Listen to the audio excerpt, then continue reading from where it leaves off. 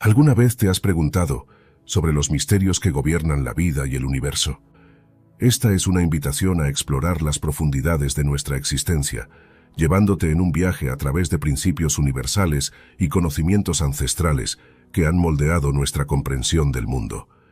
Desde la antigüedad, grandes mentes han contemplado las leyes que rigen nuestro universo, buscando respuestas a preguntas eternas. Esta obra se sumerge en ese mismo río de sabiduría, ofreciéndote una perspectiva única y enriquecedora que combina la ciencia, la filosofía y la espiritualidad.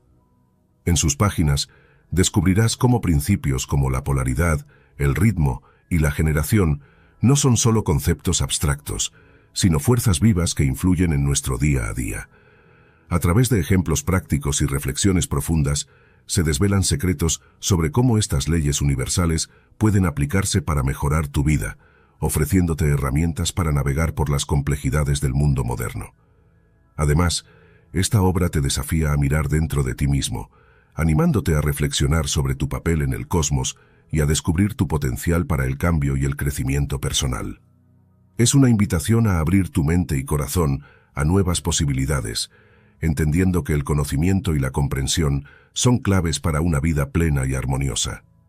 Si estás buscando una guía que ilumine tu camino hacia el autoconocimiento y te ofrezca una comprensión más profunda de la realidad que te rodea, no busques más. Aquí encontrarás un faro de luz en el viaje hacia el entendimiento de uno mismo y del universo. Las leyes universales. Connie Méndez. El principio de mentalismo. El primer principio de Hermes es ampliamente considerado como el más fundamental entre todos los principios de la creación. Este principio, que ya has podido ver en el libro de texto Metafísica al alcance de todos, se resume en la frase «todo es mente». Tienes plena conciencia de que todo es mente, y esta comprensión la has experimentado en la práctica. Permíteme enfatizar nuevamente la importancia de no aceptar nada que no puedas comprobar por ti mismo. Si encuentras conceptos que te resulten difíciles de comprender en este momento, no te preocupes. Puedes dejarlos para un momento posterior. Con el tiempo, estos conceptos se aclararán intuitivamente, sin necesidad de recurrir a fuentes externas. Sabes que los pensamientos son cosas, son materia, se manifiestan en el exterior, se convierten en sucesos, enfermedades, tropiezos, premios, desgracias o felicidades, dependiendo de si son negativos o positivos. Nadie tiene la culpa de lo que te pueda ocurrir en la vida. Solo tú eres el productor de todo lo que te suceda. Todo depende del clima mental en que vives. Si eres constantemente malhumorado, no te extrañe que te traten mal. Si eres contento, risueño, feliz y optimista, no te extrañe que seas popular, amado y bienvenido en todas partes, y que todo lo que te ocurra sea bueno. Tenemos libre albedrío para escoger entre el bien o el mal, lo negativo o lo positivo. Hágase según tu palabra. Lo que esperas que suceda, lo que decretas que suceda, sucederá. Lo que niegas no ocurrirá. Cuando cambias tu modo de pensar, se transforma la manifestación exterior. San Pablo el apóstol lo expresó. Somos transformados por la renovación de nuestras mentes. Si alimentas ciertas ideas, no tienes poder ni manera de evitar las consecuencias. Estas son las cosas que verás suceder en lo exterior. Cada condición y situación de tu vida es la encarnación de una creencia que tienes en el subconsciente. Está alojada allí y produciendo su igual en lo exterior. Tus verdaderas creencias son lo que ves manifestadas. Pero hay una gran diferencia entre lo que verdaderamente crees, en lo que crees y en lo que crees que debes creer. No es difícil distinguir entre estas tres cosas porque solo verás suceder lo que realmente crees. Puedes juzgar por ti mismo. Has oído decir muchas veces que somos hechos a imagen y semejanza de Dios. Eso significa que somos creadores como Él. Dios creó los universos con su mente. Nosotros creamos nuestro mundo con nuestra mente. El mundo en que vivimos no es ni malo ni bueno. Todo se juzga con el cristal con que lo vemos. Te lo explicaré con el siguiente ejemplo. Piensa en una lámpara con un bombillo de 100 bujías. Ahora, colócale un tinte verdoso. Los colores limpios se han ensuciado. Los ojos se han ennegrecido. Todo se ha oscurecido. Ahora cambia esa pantalla y coloca una de color rojo. Todo se ha transformado. Los verdes se han ensuciado. Los rojos se han avivado. Son los mismos objetos pero vistos con otro par de ojos. sabes que detrás de esa pantalla siempre está el bombillo blanco de 100 bujías. Lo que estás viendo no es mentira, está allí el color, pero es solo una apariencia. El color verdadero es otro. Tú puedes quitar ese color en el momento que quieras. Exactamente lo mismo ocurre en tu vida. Cambia tu creencia, cambia la posición mental que estás manteniendo y todo se transformará. ¿Y por qué no se ha sabido antes? ¿Por qué no lo enseñan las religiones, ni las sectas, ni otras organizaciones ocultistas? Eso preguntan los discípulos de esta nueva enseñanza, porque todas las demás organizaciones que buscan la verdad son los pasos que hemos ido dando en nuestra evolución. Esos pasos han ido apareciendo en la Tierra a medida que los humanos podían soportarlos, comprenderlos, absorberlos. Todas las personas que están adheridas a esas sectas y religiones es porque aún las necesitan. Todas las que están estudiando la nueva enseñanza para la era ya superaron las demás. Esta instrucción es la de los iluminados e iniciados, es la que estudiaban los sabios astrólogos, los llamados magos reyes que visitaron al niño Jesús en Belén, los altos sacerdotes, compañeros de Moisés, en fin, lo que instruía Hermes Trismegisto, lo cual jamás ha estado oculto sino para las mentes que aún no podían asimilarlo. Ya hoy, la mayoría de la humanidad está lo suficientemente adulta para poder digerir las enseñanzas superiores que comienzan por la psicología, metafísica, principios herméticos y luego lo que iremos dando en su momento en esta forma clara y sencilla. El principio de correspondencia. La primera frase de la Biblia dice: «En el principio creó Dios los cielos y la tierra. La tierra estaba sin forma y vacía». En la segunda parte del librito número 1, Significado metafísico de los 10 mandamientos, aprendiste el simbolismo triple que emplea la Biblia y también obtuviste una idea de la forma en que actúa el principio de correspondencia, cuyo lema es «como es abajo es arriba, como arriba es abajo», lo que equivale a decir que en nuestro propio ambiente terreno y en todo lo que nos rodea, podemos leer, descifrar, traducir cómo ocurren esas mismas cosas en otros planos. Que toda acción y toda condición tiene su analogía o su correspondencia en todos los demás planos de existencia, siempre tomando en cuenta que a medida que la vida se eleva, se van ampliando las experiencias y los poderes. Vamos a tomar un ejemplo terreno y, de acuerdo con el principio de correspondencia, vamos a deducir cómo es realmente ese Dios a quien nos insta a amar, a pesar de la imagen inconcebible de crueldad que de Él han dado en las enseñanzas. ¿Cuántas veces te has sentido inconforme, molesto ante el gran misterio de que los seres humanos nacen en pecado original por culpa de Adán y Eva? ¿Qué te ha susurrado en el oído tu sentido común? ¿Te has dicho acaso, pero qué demonios tendré yo que ver con esa pareja que existió, si es que existió, hace millares de siglos atrás, y hasta cuándo estaremos pagando la deuda? ¿No te ha dicho eso tu sentido común? Y frente a aquel otro gran misterio que te ha dejado perplejo siempre, Dios todo lo sabe. ¿Y no te has preguntado, quiere decir que sabe antes de nacer una criatura si ésta va a ser condenada al fuego eterno? Y antes de atreverte a seguir con la pregunta que se desprende, alguien te dijo, calla, no nos es permitido sondear los designios de Dios. Y no te dijo tu sentido común que a semejante imagen de bestial crueldad no es posible amar. El sentido común, ese que alguien calificó como el más común de los sentidos, es la expresión de la sabiduría divina en nuestro plano humano. Ya lo aprendiste en la segunda parte. Si notas que algunos de los que te rodean carecen de sentido común, puedes estar seguro de que, si no es retardo mental, ha sido tan frenada y reprimida su mente por los que lo han rodeado, que no se atreve a confiar en su propio discernimiento y siempre sale a consultar la opinión ajena, lo que manifiesta en su vida común confusión y disparates. La Biblia dice que el hombre es hecho a imagen y semejanza de Dios. ¿Qué hace un hombre corriente que va manejando su auto y se le atraviesa un niño? No hace un esfuerzo sobrehumano, frenando con todo su cuerpo, sus sentidos y sus reflejos. No olvida su propia vida, echando a un lado el auto para salvar la vida del niño.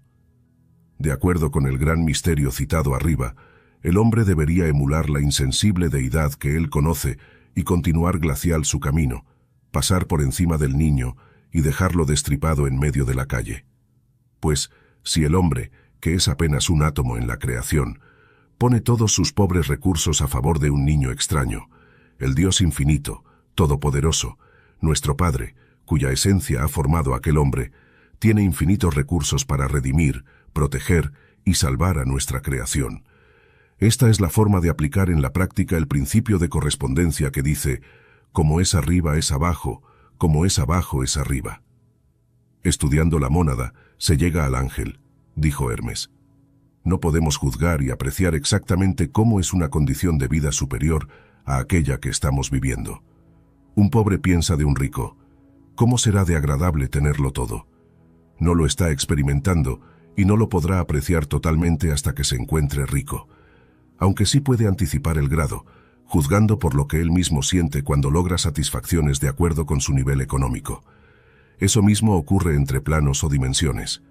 La hormiga vive en la primera dimensión.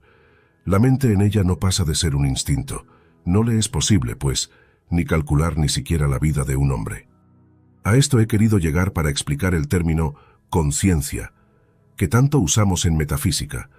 Y cuando mencionamos la conciencia espiritual y la conciencia material, el derecho de conciencia, etc., es el estado de adelanto o de atraso, es el estar consciente de algo, en pleno conocimiento de algo, por el hecho de estar experimentándolo en carne propia o en mente propia.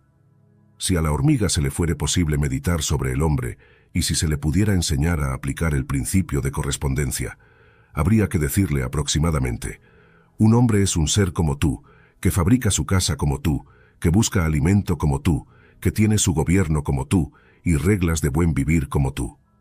Nada de lo demás lo puede captar, porque nada de lo demás ha entrado en su plano de conciencia. En cada plano existen adelantados que ya están casi a punto de ascender al próximo plano de conciencia y que ya vislumbran o presienten las condiciones superiores. Entre los animales hay perros, caballos, etc., de los cuales se dice, le falta poco para hablar. Entre los hombres surge un Jesús, por ejemplo, que descienden a regresar a un plano inferior con el propósito de enseñar a adelantar. Nosotros estamos ya entre planos, viviendo y aprendiendo las condiciones del plano mental al cual nos estamos graduando. Se dice que nosotros ya estamos desarrollando la conciencia espiritual, o sea, que nos estamos haciendo conscientes de cosas insospechadas por la gran mayoría que vive en la conciencia material. Por esto es que la gran mayoría rechaza la idea de que los platillos voladores pueden ser naves espaciales dirigidas por superhombres que vienen a escrutarnos, tal como nosotros nos detendríamos a escrutar a una pajarita en su nido, empollando sus huevecitos. Nos curiosean, pues como es abajo es arriba, principio de vibración. Este es el tercer principio hermético, cuyo lema es todo está en movimiento, todo vibra. Empecemos por pensar en la hélice de un avión. Cuando está inmóvil, vemos las astas, dos remos de madera fijos a un eje. De pronto, se ponen en movimiento. Van acelerando y al ratito no vemos nada. Se vuelven transparentes. Esto es lo que ocurre con alta frecuencia. Por esto mismo es que no vemos a los espíritus desencarnados. Ellos viven en medio de nosotros, pero en una frecuencia de vibración indiferente a la de nuestros cuerpos de carne y hueso. En cambio, la inmovilidad de una roca, que también se mueve en su propia frecuencia de vibración, es porque su tasa vibratoria es excesivamente lenta. El pensamiento positivo vibra a una frecuencia altísima, sus colores brillantes, claros, luminosos. El pensamiento negativo vibra lentamente y sus colores son opacos. Cuanto más negativos, tanto más sombríos y tanto más bajo el tono de su sonido. El pensamiento positivo, como la mente que está polarizada en el plano positivo, no puede ser dominado por una vibración baja, a menos que haya algún concepto o idea negativa agarrada por alguna parte en el individuo, o a menos que el individuo permita que su pensamiento se vuelva negativo. Jesús dijo, «El Dios de este mundo viene a mí y no encuentra nada en mí para asirse». El Dios de este mundo es el polo negativo, que es lo que impera en la mayoría de las mentes. El polo positivo, ya lo hemos establecido, es de alta vibración, el polo negativo, de baja vibración. Los sonidos bajos son de vibración lenta, los sonidos altos de alta vibración. Los colores oscuros son de bajas frecuencias y los colores brillantes de alta frecuencia.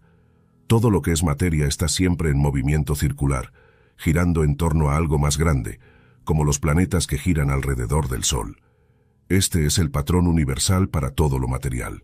Los herméticos han enseñado siempre el movimiento vibratorio de la luz, el calor, el magnetismo, la cohesión, que es el principio de la atracción molecular que llamamos comúnmente amor, lo mismo que ese gran misterio llamado la gravitación o gravedad. Hoy todo el mundo conoce la relación entre el movimiento y el sonido, aunque aún no se ha estudiado en nuestro plano terreno, o sea, que aún nadie lo considera de gran importancia. ¿Quién no ha percibido un zumbido de un abanico eléctrico girando a máxima velocidad? La rotación va produciendo diferentes sonidos musicales. Un avión que pasa emite un sonido musical, del cual se desprenden varios otros sonidos. Estos se llaman armónicos, como es sabido por los músicos. Cuando se golpea una nota musical cualquiera, digamos en un piano, repercuten otras dos notas en octavas más altas. Los tonos que suenan son una tercera y una quinta nota del tono golpeado. Esta combinación armónica se llama el acorde mayor. Por lo general, el oído humano no percibe los sonidos que pasan de cierta frecuencia. Cuando algo gira emitiendo un sonido que va en aumento de velocidad, pasada la frecuencia imperceptible para el humano, se comienza a ver grados de color. Empezando por el rojo oscuro, a medida que aumenta la velocidad, el color se va haciendo más brillante. Luego pasa a naranja, luego amarillo, y de ahí al verde, al azul, al añil y al fin al violeta. Si la velocidad aumenta, se vuelve blanco, y de allí en adelante suceden los rayos llamados X, luego electricidad y finalmente el magnetismo. Más adelante, estaremos en planos mentales y espirituales. Einstein decía que mientras más estudiaba la electricidad, más se acercaba a encontrar el espíritu. Para los humanos, estas cosas son aún inexplicables. Pertenecen a planos astrales donde residen nuestros cuerpos astral, etérico, emocional, mental y espiritual. Los estados de ánimo vibran y lanzan al espacio esas vibraciones en sonidos y en colores. Todos los estados mentales se lanzan al exterior del cuerpo que los crea. Van golpeando cuerpos afines, como hacen los instrumentos musicales. Estas vibraciones afectan en bien o en mal a otras mentes, aumentando las vibraciones de ira, las cuales son atraídas magnéticamente por otro que está también encolerizado, que aumentan unas a otras. El estado emocional va empeorando, y se puede llegar hasta el crimen cuando las personas afectadas no tienen el hábito de controlarse. Los pensamientos e ideas respecto a Dios, sobre los maestros de sabiduría, sobre el yo superior o sobre todo lo noble y puro, tienen vibraciones altísimas. Estas elevan cualquier vibración menor, pudiendo curar enfermedades, resolver problemas, etc. El principio de polaridad. Todo es dual. Todo tiene dos polos. Todo su par de opuestos. Los semejantes y los antagónicos son lo mismo. Los opuestos son idénticos en su naturaleza, pero diferentes en su grado. Los extremos se tocan, todas las paradojas pueden reconciliarse. Este cuarto gran principio hermético encierra la verdad de que todas las cosas manifestadas tienen dos aspectos, dos polos, que son un par de opuestos con innumerables grados entre ambos extremos. Aquellas antiguas y eternas paradojas que han confundido a las mentes, como todo es y no es al mismo tiempo, la tesis y la antítesis son idénticas en naturaleza, y los extremos se tocan, quedan explicadas si se medita este principio. La ley de la polaridad explica que lo que existe entre cosas diametralmente opuestas es solamente cuestión de grados, y afirma que todo par de opuestos puede reconciliarse mediante la aplicación de esta ley. Vamos a examinar este principio en los diferentes planos. En el plano físico, encontramos que el calor y el frío son de idéntica naturaleza, siendo la diferencia solo cuestión de grados. El termómetro indica los grados de temperatura, siendo el polo inferior el llamado frío y el superior, calor. Entre estos dos, hay muchos grados de calor y frío, y de esos grados, el superior es el más caliente en relación con el inferior, que es el más frío. No hay absolutamente un tipo fijo. Todo es cuestión de relación y grados. No hay ningún sitio en el termómetro en donde cese el calor y comience el frío. Absolutamente todo se reduce a vibraciones más o menos elevadas o bajas. Las propias palabras elevado y bajo que estamos usando no son más que dos polos de una misma cosa. Son relativos. Así sucede igualmente con el este y el oeste. Si viajamos alrededor del mundo en dirección oriente, llegamos a un punto que se llama occidente. Si marchamos lo suficiente hacia el norte, pronto nos encontramos viajando hacia el sur.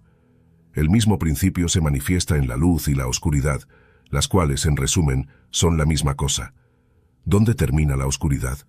¿Dónde empieza la luz? ¿Cuál es la diferencia entre grande y pequeño, entre duro y blando, entre blanco y negro, entre positivo y negativo? La escala musical es lo mismo. Partiendo de sí, llegamos a encontrar el sí. El mismo principio opera en idéntica manera en el plano mental. El amor y el odio son considerados como diametralmente opuestos e irreconciliables, pero si aplicamos el principio de polaridad, encontramos que no existe ni un amor absoluto ni un odio absoluto, diferentes uno de otro. Los dos no son sino términos aplicados a los dos polos de una misma cosa. Empezando en cualquier punto de la escala, encontramos más amor y menos odio si ascendemos por ella, o menos amor y más odio si descendemos por ella. Hay muchos grados de amor y de odio, y existe también un punto medio donde el agrado y desagrado se mezclan en tal forma que es imposible distinguirlos. El valor y el miedo quedan también bajo la misma regla. Los pares de opuestos existen en todo. Donde encontramos una cosa, encontramos también su opuesto. Esto último es lo que permite transmutar un estado mental en otro, siguiendo las líneas de polaridad. Las cosas diferentes no pueden transmutarse unas a otras, pero sí las de igual clase. Por ejemplo, el amor no puede transmutarse en este u oeste, pero sí puede tornarse en odio, e igualmente el odio, cambiando su polaridad, puede tornarse en amor. El valor puede transmutarse en miedo y viceversa. Las cosas duras pueden tornarse en blandas, y así sucesivamente, efectuándose siempre la transmutación entre cosas de la misma clase, pero de grado diferente.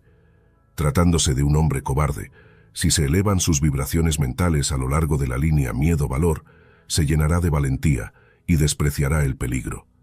Y un perezoso puede hacerse activo y enérgico, polarizando simplemente a lo largo de la línea pereza-diligencia. Una vez entendido el principio de polaridad, se ve inmediatamente que los cambios mentales que deseamos ver en nuestros enemigos, amigos, hijos, empleados, etc., son posibles aplicando la ley. Es como producir un deslizamiento a lo largo de una escala. A saber, no se trata de transmutar una cosa en otra completamente diferente, sino de reducirla a un simple cambio de grado de la misma cosa. Los estados mentales pertenecen a innumerables categorías, cada una de las cuales tiene su opuesto, y a lo largo de su propia línea es posible la transmutación. El espíritu y la materia son polos de la misma cosa, siendo los estados intermedios o planos cuestión de grados vibratorios solamente. Estos dos polos en todo lo que existe se clasifican ellos mismos por su grado vibratorio, o sea, su frecuencia, en positivos y negativos. Así, el amor es positivo, el odio es negativo, la fe es positiva, el miedo es negativo, la actividad es positiva con relación a la inercia, el color blanco es positivo contra el negro negativo, la verdad es positiva, mientras que la mentira es negativa, la prosperidad es positiva, la carencia es negativa, lo superior es positivo, lo inferior es negativo. Debemos recordar que la tendencia de la naturaleza es en dirección a la actividad dominante del polo positivo. Además del cambio de polo de nuestros propios estados mentales, mediante el arte de la polarización, el fenómeno de la influencia mental en sus múltiples fases demuestra que el principio puede extenderse hasta abarcar las influencias mentales. Esto es, que los estados mentales pueden producirse por inducción de los demás. Es pues posible polarizar un ambiente, una situación. La mayoría de los resultados obtenidos mediante los tratamientos mentales se obtienen aplicando este principio. Nosotros, los estudiantes de metafísica, jamás empleamos este principio en otro sentido que el del bien, pues como se verá más adelante en el principio de ritmo y el de causa y efecto, que son las leyes de Boomerang, lo que hagamos hacia nosotros se nos devuelve en idéntica forma, tarde o temprano. La práctica de este principio nos permite comprender mejor nuestros propios estados mentales, así como los de los demás, y nos cerciora de que esos estados son puramente cuestión de grados, pudiendo elevar las vibraciones inferiores a voluntad, cambiando la polaridad y haciéndonos dueños de esos grados en lugar de sus esclavos. Esta ley nos permite ayudar a otros inteligentemente, polarizando situaciones. Por ejemplo, ya tú sabes saludar, reconocer y despertar el Cristo en tus semejantes. Es simplemente recordando que el yo superior, el yo soy, la verdad del prójimo es perfección. En el lenguaje de la nueva era, se llama el concepto inmaculado. Cuanto más emplees esta práctica, tanto más se te olvidarán los defectos que hayas visto o que veías en los demás. Llegará el momento en que no te afectará en lo más mínimo, porque te sentirás en tu perfecta seguridad de que ese prójimo y hermano solo está manifestando una mentira, que con solo saberlo, tú elevas tu rata vibratoria hacia lo positivo, su verdad. Las frecuencias vibratorias de un metafísico entrenado a menudo logran transformar un ambiente en el que él penetra, simplemente con su presencia. Solo con la vista de sus ojos, de su sonrisa, de su paz y su alegría, polariza los estados mentales. Con unas cuantas palabras positivas, transmuta conceptos ajenos negativos imperantes en el ambiente, porque cambia el humor de los presentes. Se llenan de esperanza donde antes estaban desesperanzados. En este sentido, el poder de Jesús era tan grande que al ver, curaba a los enfermos a su paso. Por eso les decía, no volváis a pecar. El grado de realización que tenga el estudiante, el practicante, al reconocer el concepto inmaculado en los demás por encima o a pesar de la apariencia que estén manifestando, cura completamente o mejora la condición. Todo depende de su propia fe. Recuerda que fe es conocimiento. El metafísico sabe que la enfermedad es una apariencia producida por una forma mental, creación del individuo, es ignorancia y credulidad. Sabe que la verdad eterna es vida. Sabe que se está manifestando una enfermedad porque aquel hermano está creyendo en realidad de la forma mental que él ha creado. El Evangelio dice que está embrujado por su propia creación. Vamos a decir que es creencia en la permanencia de su propia creación, que está viviendo. De acuerdo con el principio que estamos estudiando, sabemos ya que es posible polarizar, transmutar la creación propia, deslizando la mente hacia arriba por la línea de positivo, pensando en salud y vida. La vida es vida y no puede convertirse en muerte. Se puede pensar en muerte y producirla, pero al pensar en vida, se transmuta la muerte en vida. La vida es indestructible. Está previsto que ella misma, sin que las mentes humanas le cierren el paso con sus falsas creencias, continúe. Contra lo que tú escojas, no puede nadie sino tú mismo. Si prefieres situarte en el polo negativo, tendrás todo lo que a él pertenece. Si prefieres el polo positivo, tendrás todo lo que a él pertenece. Al polo positivo pertenece la sonrisa, al polo negativo pertenece el ceño fruncido. Si quieres cambiar el polo en plena manifestación negativa, sonríe, declara el bien presente en la manifestación, bendícelo y agrega, y lo quiero ver. Eso es todo. Verás transmutarse lo negro en blanco, lo triste en alegre, el mal en bien. Pruébalo. Polariza todas las situaciones que se te presenten, todos los ambientes donde penetres, todos los seres con los que hables, y los oirás exclamar, «¡Pero qué bien me siento!». Polariza a tus hijos, tus amigos, tus empleados, tus alumnos, y así serás lo que llamó Jesús la sal de la tierra. Lo no deseable se transforma cambiando su polaridad. Si tú mismo no sabes hacerlo rápidamente, hazlo de grado en grado, de condición en condición, de polo en polo, de vibración en vibración. Primero hay que adquirir el arte de cambiar la propia polaridad para luego poder cambiar la ajena. Así como puedes transformar la polaridad de los demás trayendo el bien contigo, así se puede llevar lo negativo a donde uno vaya. Esos son los llamados pavosos. Estos están siempre polarizados en el polo negativo y lo llevan a todas partes. Para dominar el arte de polarizar, hay que practicarlo como todo lo que deseas dominar. El principio de polaridad es la verdad. Los resultados dependen de la práctica que haga el estudiante. La ley del ritmo. Todo fluye y refluye. Todo tiene sus periodos de avance y retroceso. Todo asciende y desciende. Todo se mueve como un péndulo. La medida de su movimiento hacia la derecha es la misma de la de su movimiento hacia la izquierda. El ritmo es la compensación. Este principio encierra la verdad de que todo se manifiesta en un determinado movimiento de ida y vuelta.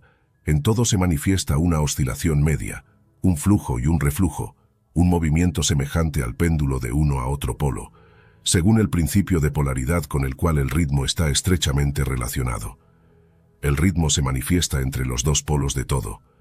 Esto no significa que la oscilación rítmica vaya hasta los extremos de cada polo, pues esto sucede muy rara vez, y es muy difícil establecer los opuestos polares extremos, en la mayoría de los casos.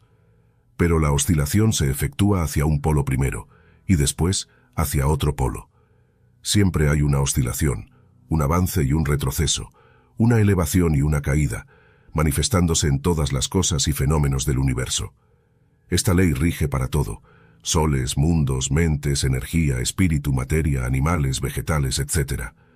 Lo vemos en la historia de la vida, en todas las cosas, en la elevación y las caídas de las naciones. Es decir, que en todos estos, el principio está en función. En el plano espiritual, por ejemplo, siempre hay una emanación seguida de una absorción. Nosotros, emanados de Dios, nacemos, descendemos a conciencia material y luego morimos, como absorbidos a conciencia espiritual. Este es nuestro gran ritmo. Es una evolución rítmica ascendente en nuestro nacer y morir. Es la respiración y la aspiración de Brahma, según dicen los brahmanes. Los universos se crean, alcanzan el punto más bajo de materialidad y entonces comienza la oscilación de vuelta. Los soles nacen, llegan a la cumbre de su poder y empieza el proceso de retrogradación. Después de eones sin cuento, se convierten en grandes masas de material, esperando otro impulso que los lleve a otro nuevo ciclo de vida solar. Estos son los grandes ritmos, pero el principio lo vemos en todo. Así, en los grandes movimientos filosóficos creados de cualquier clase, gobiernos, políticos de turno, nacen, crecen, llegan a la madurez, decaen, mueren solo para renacer de nuevo. Todo se repite una y otra vez, igual al pulso, que es el ritmo más pequeño que nosotros podemos ver o sentir. El día y la noche, las estaciones, nada está en reposo, todo tiene su propio ritmo. También lo vemos en todas las fases de la actividad humana. Las mareas de la vida fluyen y refluyen de acuerdo con la ley. Así vemos que empezamos algo con gran entusiasmo, que no sabemos cuándo ni por qué decae, y luego vuelve, y así nos va manejando este principio, porque él, como toda ley, es inmutable, siempre se cumple. Pero al estudiarlo, conocerlo y saber que él está siempre en función, se aprende a usarlo, igual que lo hacemos con la ley de materialismo, o la causa y efecto, o la polaridad. Es decir, que estas leyes no son ni buenas ni malas, simplemente garantizan el funcionamiento armónico del universo, y es nuestro conocimiento y uso de ellas lo que las hace buenas o malas para cada quien. En este caso, por ejemplo, sabemos que no se puede anular el principio del ritmo, pero tampoco podemos permitir, una vez conocido, que juegue con nosotros y nos lleve de allá para acá, igual que brizna de paja, sino que aprendemos a eludir sus efectos hasta cierto grado que depende del dominio que se tenga de dicho principio. Aprendemos a usarlo, en vez de ser usados por él. Aprendemos a polarizarnos en el punto donde deseamos quedarnos y nos elevamos por encima de la oscilación pendular. Todo el que ha adquirido cierto grado de dominio sobre sí mismo ejecuta esto hasta cierto punto, consciente o inconscientemente.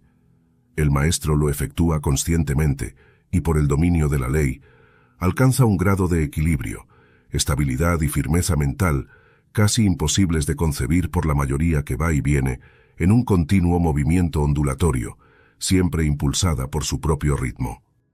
Sabemos que hay dos planos de manifestaciones de los fenómenos mentales, o sea, dos planos de conciencia, uno superior y otro inferior. Entonces, si nos elevamos al plano superior, escapamos a la oscilación pendular, y solo se manifiesta en el plano inferior. En otras palabras, la oscilación del péndulo se produce en el plano inconsciente, y nuestra conciencia no queda, por lo tanto, afectada. A esto lo llamamos neutralización. Su operación consiste en elevar el yo sobre las vibraciones del plano inconsciente de la actividad mental, de manera que la oscilación negativa del péndulo no se manifieste en la conciencia y no quede uno afectado por ella. Es lo mismo que levantarse por encima de una cosa y permitir que pase por debajo.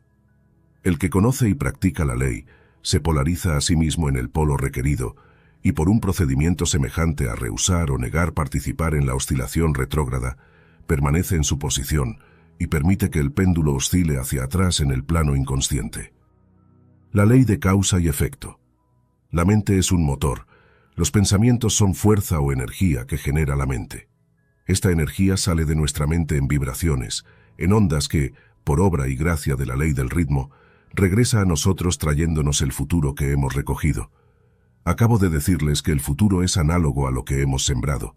Es decir, que si haces un bien a alguien, o si hablas bien de alguien, esas palabras o ese acto salen en vibraciones de color. Ese color atrae vibraciones de su mismo color y te regresan, aumentando el bien que hiciste. Te ocurren cosas bellas, cosas milagrosas, y dices, ¡qué casualidad! Mira lo que sucedió hoy por la mañana, ¡qué maravilla! No existen casualidades. No pueden existir porque no existe la ley de la casualidad. No hay sino leyes exactas, llamadas principios, porque son inmutables.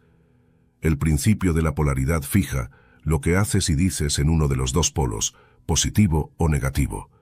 Es decir, que lo que piensas, dices o haces es positivo o negativo. No existe un tercer polo.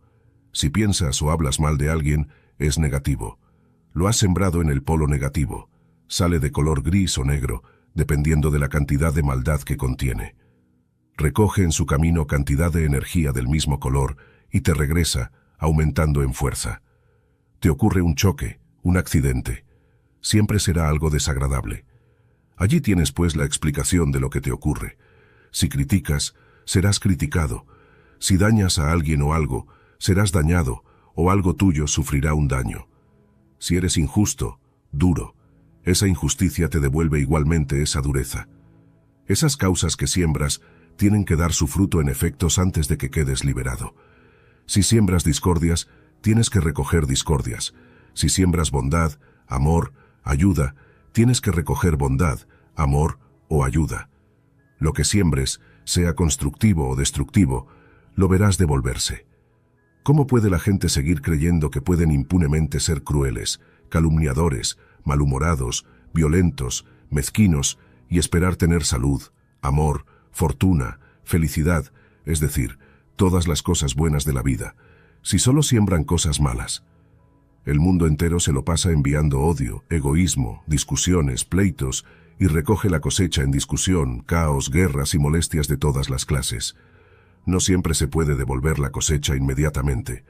El planeta Tierra tiene una cantidad enorme de deudas acumuladas de todo el mundo y se desahoga por donde puede, en tempestades, ciclones, terremotos, desastres marinos, derrumbes, inundaciones, erupciones volcánicas, etc. Muchas veces las personas a quienes hemos dañado en alguna forma se mueren antes de que haya podido saldar la cuenta con ellas, y tiene que haber una oportunidad para saldarla en el futuro, porque Dios es infinita misericordia, y no deja un hijo suyo en eterno castigo, sin darle oportunidad para saldar sus deudas. Por eso es que Dios ha instituido la reencarnación, para dar oportunidad de pagar deudas y para dar también oportunidad de cobrar el bien carnal y material que hayamos merecido, y que no se puede cobrar en el plano invisible e inmaterial. No sería justo que nos quedáramos sin el premio a nuestros esfuerzos y bondades. Por supuesto, se trata de las cosas que no tienen premios sino materiales. No se puede quedar uno allá eternamente si se tienen cosas pendientes aquí, y se debe recordar que el lema de estos estudios es «Conservo mi mente amplia». Ustedes oyen, meditan y resuelven creer lo que les parece justo, lógico, razonable y de sentido común. Lo que no pueden tragar, aceptar, déjenlo para más adelante. Algunas cosas son tan nuevas para ustedes que se les hará difícil aceptarlas de repente. Por eso, les recomiendo que piensen con la mente amplia, abierta, sin cerrarle la puerta de inmediato. Les advierto desde ahora que las células del cerebro se van despertando poco a poco. Si una recibe una idea nueva, hay células dormidas que aún no han vibrado y que esta nueva idea las despierta. Cuando te acabas de despertar, no sabes aún muy bien lo que se te está diciendo. Al cabo de un rato, después de haberte duchado o desayunado, entonces puedes absorber lo que se dice, ¿verdad? Recuerden, pues, la ley de correspondencia. Como es arriba, es abajo. Lo mismo ocurre con las células que se acaban de despertar. La ley es igual para todos. Ya ustedes comienzan a ver que aquello tan raro y tan misterioso que llaman la reencarnación tiene su razón de ser, basado en la armonía y en la misericordia divina, y que no es una cosa estrafalaria y loca. Hay que conservar la mente amplia porque todo tiene una explicación. La reencarnación es una verdad, y es la única explicación lógica de la aparente injusticia que ves. Cuando observas a personas espléndidas, constructivas, pasando situaciones difíciles, mientras que otras, llamadas malas, parecen estar gozando de todas las cosas buenas de la vida, puedes estar seguro de que no hay ningún error ni injusticia. ¿Crees en Dios? ¿Crees que es bueno o justo? Entonces, ¿cómo vas a creer que es injusto? Pues cada uno está encontrándose con efectos de causas previas que ha ocasionado alguna vez en alguna parte en el pasado, y de lo cual no tiene recuerdo. Si estas personas que tienen deudas kármicas desean en su interior hacer servicio a los otros individuos para balancear, equilibrar y borrar malos sentimientos, oigan bien, quedan libres de esa deuda. Pero si no pueden lograr estos sentimientos y buenos deseos, la vida los reunirá de nuevo tantas veces como sea necesario hasta que se cumpla, y cada vez en asociación más cercana. A veces llegan a nacer madre e hijo, porque la ley del amor es así. Trata de disolver enemistad con amor. Cuando entre dos personas existe una atracción de amor y armonía, es seguro que estuvieron en contacto y asociación armoniosa en una vida anterior, y pueden expandir esta cualidad tan necesitada en el mundo. Cuando noten un sentimiento de resistencia contra alguien, es que las sensaciones recuerdan una asociación discordante o desagradable. Es muy confortante saber que el perdón de Dios por el mal uso de su energía siempre está a la mano para aquellos que lo desean realmente. Aquel fuego eterno y castigo eterno que inventaron las religiones de la era pasada para controlar el mundo a través del temor, la superstición y la obediencia ciega, no es verdad. Cualesquiera que sean las causas, el pecado, la imperfección, la impureza o el error que hayan sido cometidos, hay una manera consciente de transmutar esos errores. Saben lo que quiere decir transmutar. Disolver, borrar completamente y sin costo alguno. Cuando los humanos se dan cuenta de que ellos mismos son los causantes de todos sus males y de todas sus calamidades, de todas las limitaciones en su mundo, de pronto desean arreglar las cosas sinceramente.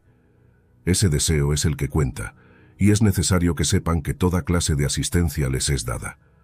Hasta que llega ese momento, el hombre o la mujer se ponen en rebelión contra las circunstancias y hasta contra Dios, o se someten a las condiciones, creyendo que son la voluntad de Dios.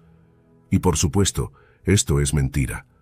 Ahora, y esto es importantísimo que lo recuerdes, en el momento cuando el estudiante se da cuenta de que las fabricaciones de su mente son las que dictan su destino y hasta el de los demás, cuando realiza que todos sus errores están en él y que nadie, absolutamente nadie, sino él mismo, puede ser culpado por lo que le ocurre, se llena de pánico.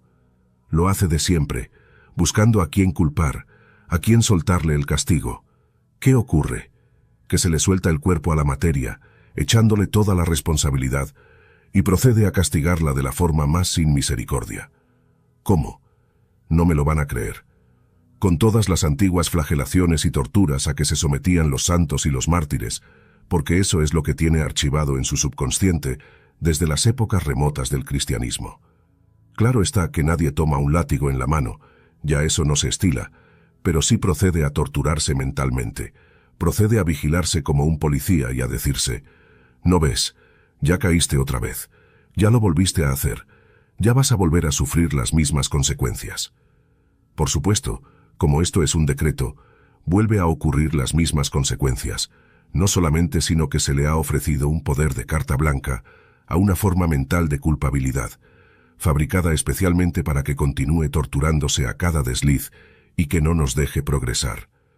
Cada vez que te encuentres atacándote, regañándote, al saberlo quiere decir que ya estás consciente del bien y del mal. Ya es solo cuestión de tiempo, y no mucho tiempo, para que tu subconsciente te ataje antes de cometer el mismo pecado de nuevo. Es el principio de la confesión. Pecado confesado es medio perdonado. Pues la confesión católica no ha tenido sino un solo propósito, el de hacernos conscientes de cuándo hemos cometido una infracción. El perdón del sacerdote es nominal. El que realmente perdona es el Cristo interior, el que nos dirige. Es Él el que nos va guiando y enseñando. Todo lo que tiene que hacer es decirte y repetirte mentalmente: mi yo superior, que es el Cristo perfecto en mí, es el encargado de irme conduciendo sin torturas hasta mi ascensión. Y una vez que hayas realizado, meditado y comprendido esto, ya no vuelvas a pecar voluntariamente y se te abren las primeras puertas del cielo. Ya que todo esto comprueba que has puesto toda tu buena voluntad, y el Maestro más grande de todos los tiempos, Jesús, lo dijo: paz en la tierra a los hombres de buena voluntad.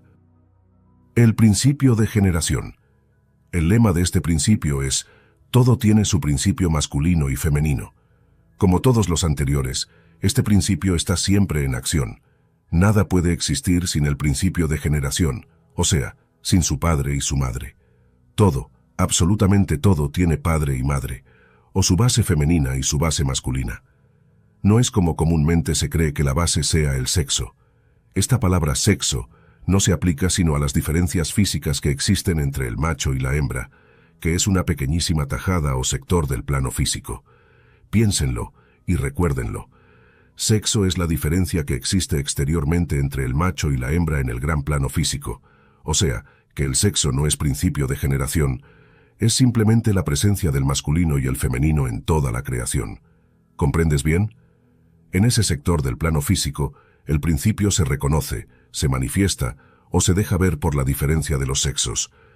En los planos más elevados, el principio toma formas elevadas, pero cada ser contiene en sí mismo los dos elementos del principio.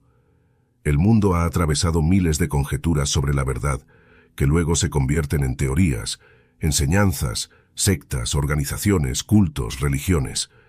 Todo lo que oigas decir de sectas que practiquen enseñanzas perniciosas no es otra cosa que una prostitución del gran principio natural de generación. Todo esto es anticuado, caído en desuso. La verdad es siempre sencilla y natural. Para el puro, todas las cosas son puras. Para el ruin, todo es ruin. La palabra género significa crear, concebir, producir, en tanto que la palabra sexo se limita a la vida orgánica.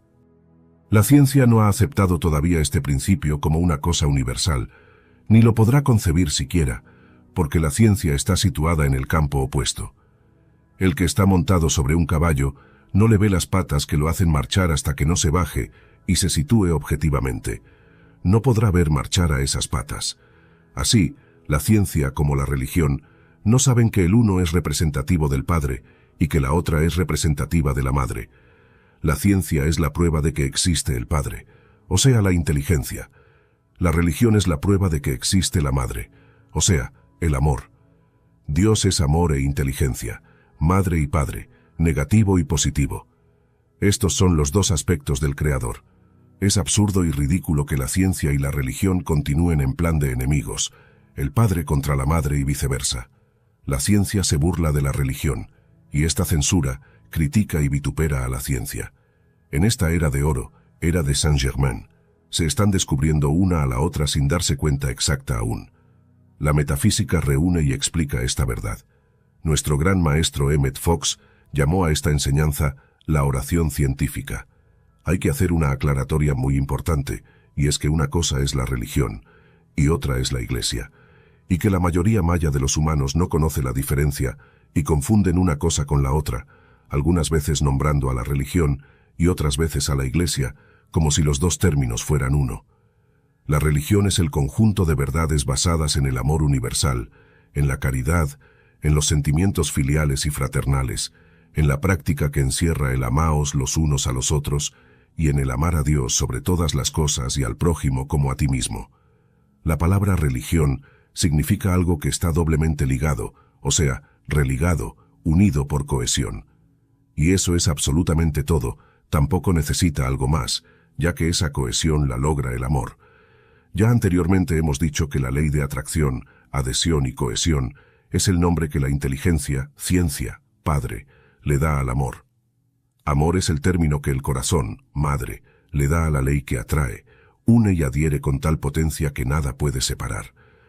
Todo lo que de allí se desprende, fervor, devoción, caridad, etc., son cosas típicas de la madre. El papel que desempeña la madre en una familia, religando y entrelazando a todos sus hijos por medio de su amor, sus cuidados, sus enseñanzas, su devoción, la atracción que ejerce sobre toda la familia, esa vibración que es la mamá, que aún después de muerta sigue ejerciendo su influencia invisible, recordándole a todos que son hermanos ligados por un mismo padre y religados por una misma madre. Eso es la religión. La Iglesia es un organismo o una organización humana creada por los hombres. El término viene de ecclesia, palabra latina que significa reunión, o sea, conjunto de cosas dispersas, lleva el objeto de reunirse para orar, practicar obras piadosas, enseñar, etc. Pero después de fundada la primera Iglesia, pronto degeneró en un instrumento de amenazas, castigos, dogmas, reglas, indulgencias y permisos especiales, todo para obligar a una lealtad hacia ella, no hacia la religión, entiéndase, sino hacia las leyes que la Iglesia impuso.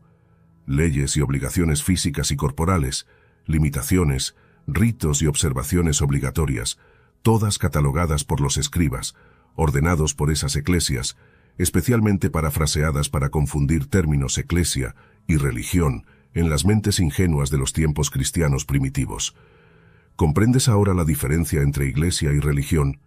Son muy pocos los que aman un conjunto de reglas duras e inflexibles, se basan en el temor y la amenaza, aunque los que aparentan ser adictos a la iglesia están solo aparentando lo de labios afuera, sintiéndose amenazados, pero en sus vidas privadas, y más aún en sus ideas y sentimientos, actúan en forma totalmente opuesta.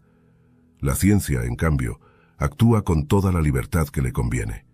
Ella es masculina, a pesar de que la llaman ella, está basada en el intelecto terrenal, y como no siente, porque el sentimiento es una cosa y la inteligencia es otra, como ya lo hicimos ver, nadie la cohíbe, ni la obliga, ni le pone trabas, ni leyes, ni reglas, ni castigos. Lo único que se le ha impuesto es no mate al ser humano, y ella trata de salvarlo a toda costa, aunque si se le permite matar a los animales, cosa tan reprensible, ya que estos pertenecen a la evolución llamada elementales, que son nuestros hermanos con los mismos derechos a vivir que nosotros. Eso ya lo pudiste ver en el libro de texto Metafísica al alcance de todos. La ciencia, desprovista de sentimiento, ha tasajeado cuerpos en busca de eso que oye nombrar el alma, y no encontrándola en la materia de carne y hueso, niega su existencia y se va de bruces negando la existencia de Dios. El alma, en términos generales, es el conjunto de cuerpos o vehículos inferiores sutiles en los cuales radican los sentidos, los sentimientos, las emociones.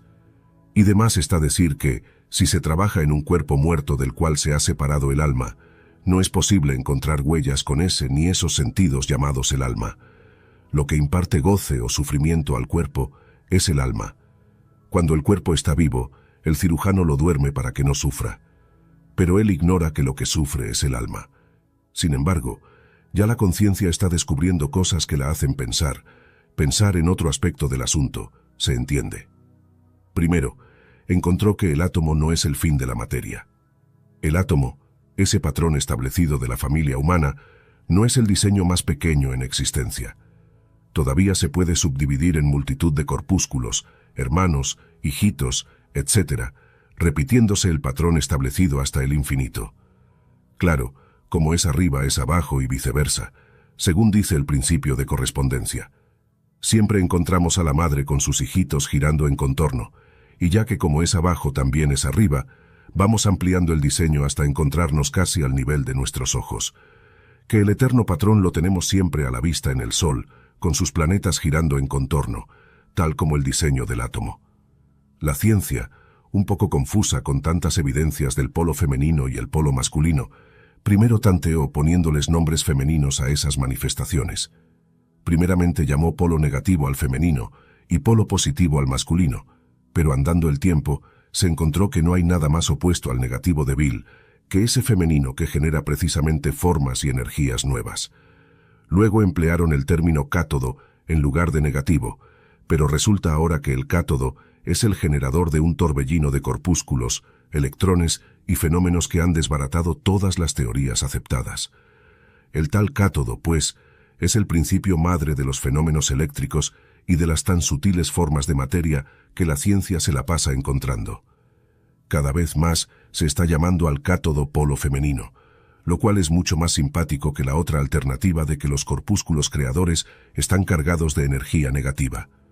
Advertencia: no hay nada nuevo bajo el sol. Los conocimientos que aquí se comparten no son de origen contemporáneo. Todos estos saberes ya han sido expresados previamente por figuras como Enoc, Hermes y sobre todo en la Biblia, además de en la literatura teosófica transmitida por los maestros ascendidos de la sabiduría a Madame Helena Blavatsky. Es relevante destacar que Madame Helena Blavatsky fue una mujer injustamente perseguida y malinterpretada en tiempos menos iluminados, a pesar de sus destacados talentos. Lo que aporta un toque de originalidad a estas enseñanzas es la manera moderna y simplificada en que se presentan en la actualidad.